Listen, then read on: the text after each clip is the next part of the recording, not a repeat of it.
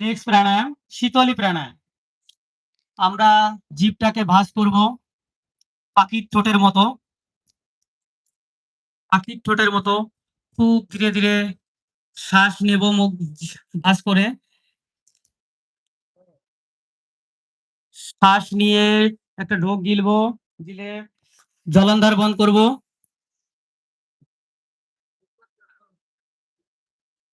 ধীরে ধীরে শ্বাসটা ছাড়বো। আরেকবার জিভটা ভাঁজ করব, শ্বাস নেব, শ্বাসটা নিয়ে ঢোক গিলবো, গিলে আমরা অগ্নিটা লাগাবো কিছু টাইম। ধীরে ধীরে শ্বাসটা ছেড়ে দেবো এবার।